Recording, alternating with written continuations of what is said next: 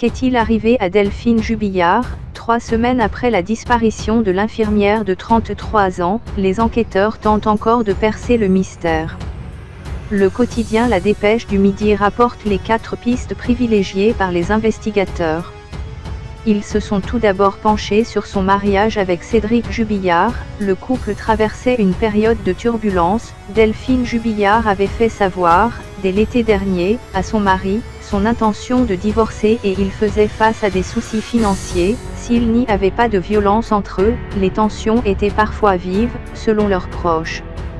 Les enquêteurs cherchent à savoir si ces tensions ont un lien avec la disparition de la mère de 2 enfants. Deuxième piste, la relation épistolaire que Delphine Jubillard aurait entretenue avec un homme rencontré sur la toile. L'infirmière aurait livré des détails de sa vie mais aussi partagé son état d'esprit. Son interlocuteur aurait toutefois été immédiatement mis hors de cause, après vérification.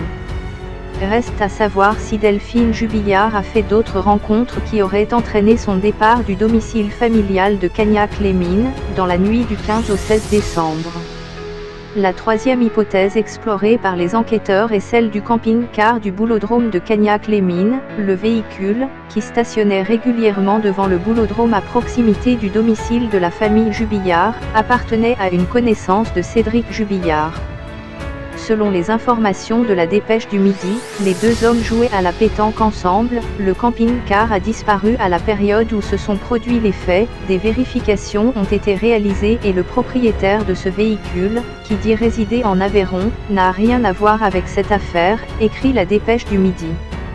Il aurait été contrôlé par les gendarmes une dizaine de jours avant la disparition de la mère de famille, peut-on encore lire. Enfin, l'ultime hypothèse considérée est celle de la mauvaise rencontre.